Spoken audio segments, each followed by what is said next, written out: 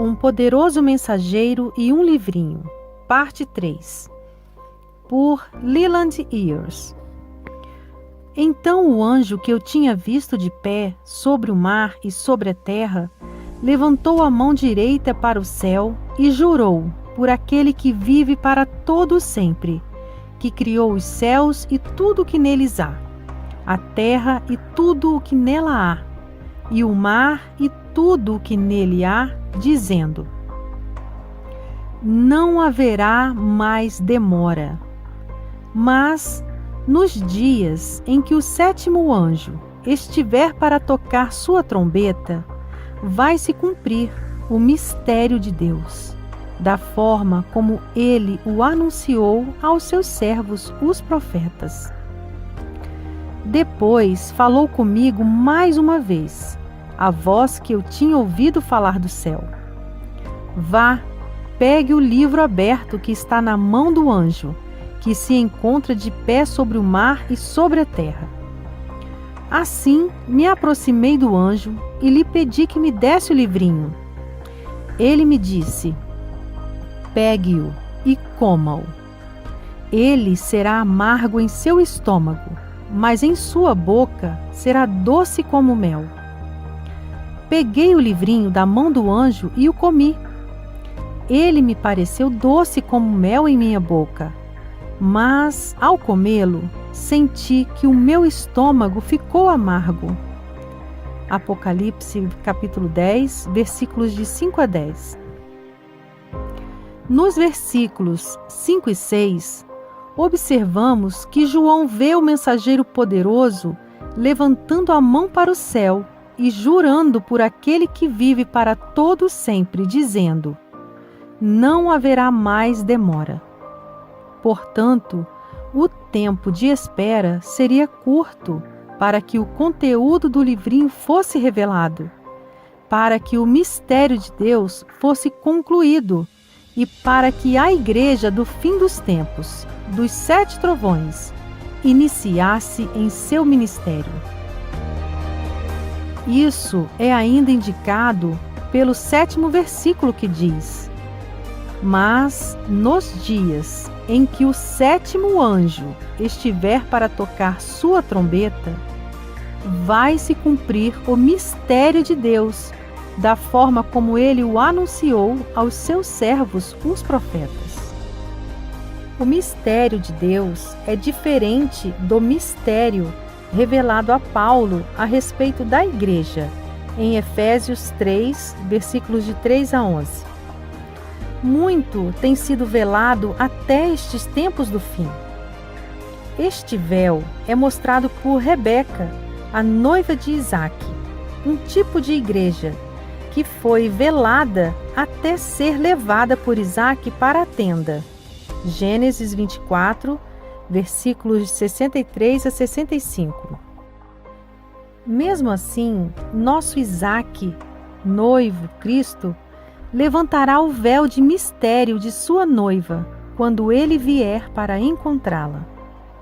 E então não haverá mais mistérios, à medida que o Senhor desdobrar seus propósitos durante os dias da voz da 7ª trombeta, indicando que a 7ª trombeta irá soprar durante um período de tempo, depois que o mistério começar a ser revelado. Isso é ainda indicado pelas palavras: quando o anjo estiver para tocar sua trombeta.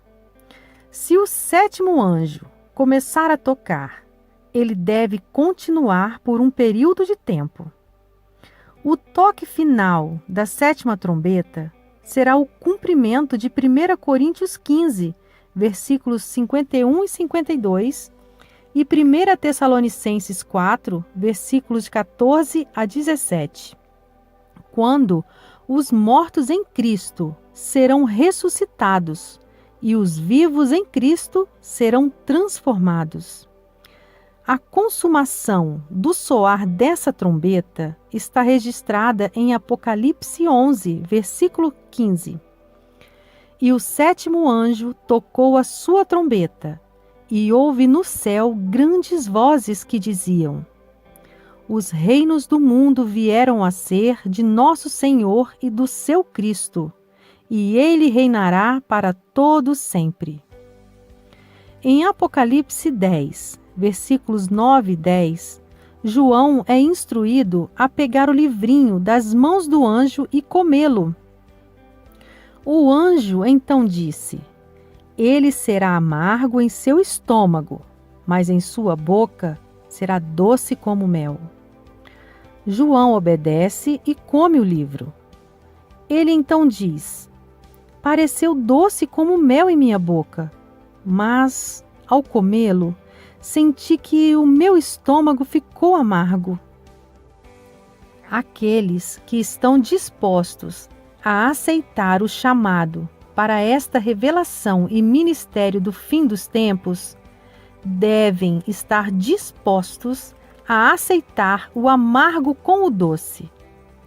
As revelações de Deus são tão doces ao paladar quando provamos e vemos que o Senhor é bom. Salmo 34, versículo 8. Mas o Senhor nos prova, e as provas necessárias para o aperfeiçoamento do remanescente de Deus nos tempos do fim parecem amargas às vezes. Mas Deus deve estar certo de que não haverá falhas durante os tempos críticos que estão por vir.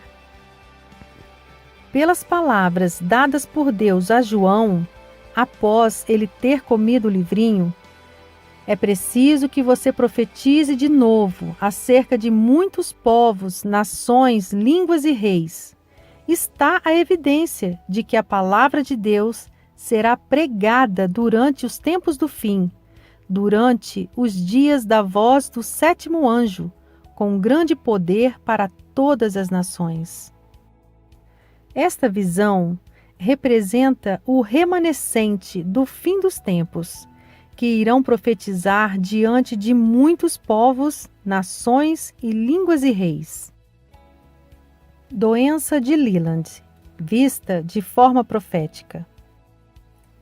Em conexão com a experiência simbólica de João em comer o livrinho, permitam-me compartilhar com vocês o que aconteceu comigo depois que eu recebi essas revelações do Senhor e comi a mensagem do fim dos tempos e o ministério que o Senhor me revelou a partir deste livrinho.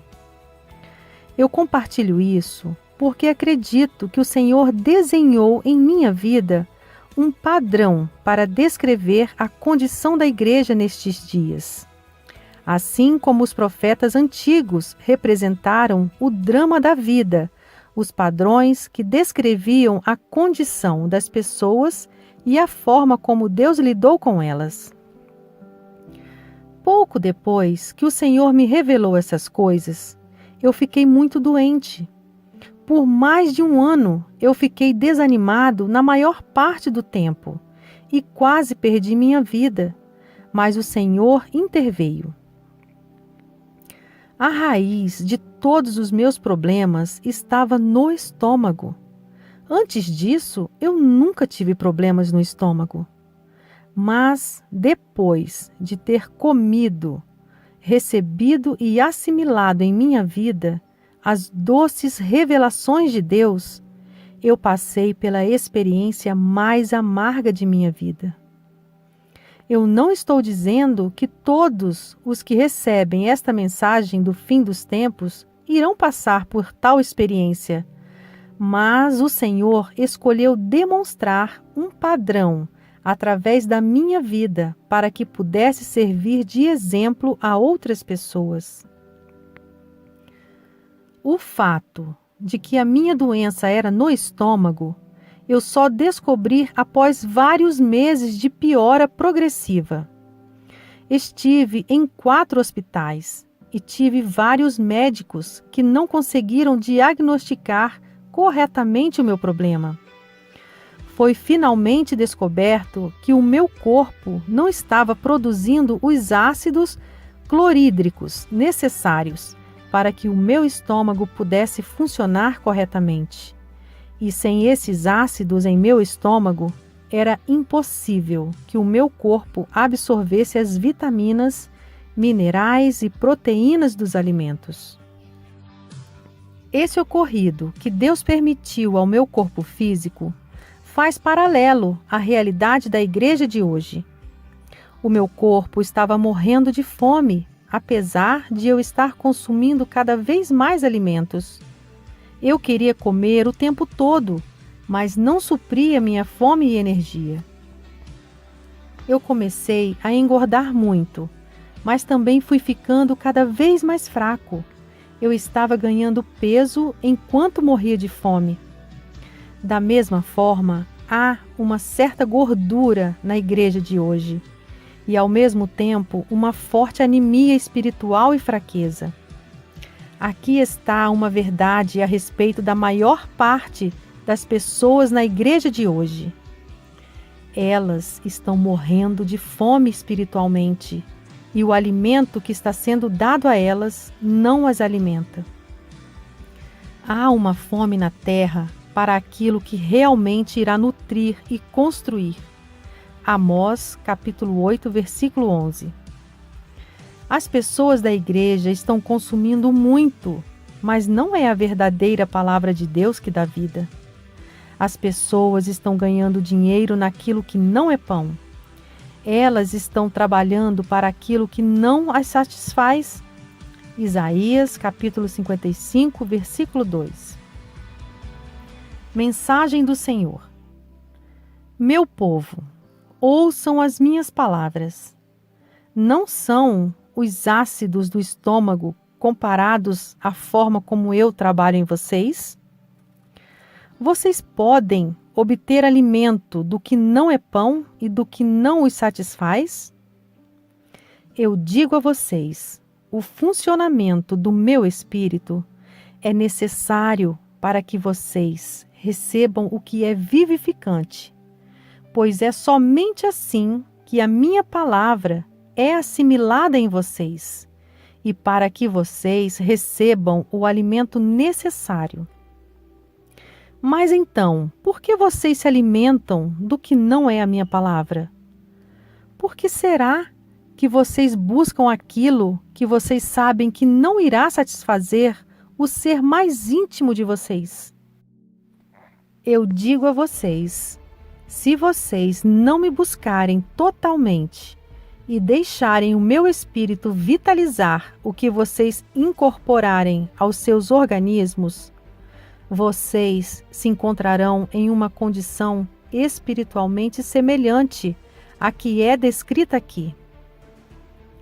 A operação do meu espírito é necessária. Caso contrário, vocês estarão se alimentando apenas do que está morto e que não fará nada para trazer vitalidade espiritual. Portanto, prestem atenção ao que vocês estão lendo e vendo, pois é fiel ao padrão do que está acontecendo com o meu povo hoje. Busquem a mim e deixem-me dar a vocês o que é necessário para vocês viverem uma vida espiritual que é vital e plena, diz o Senhor.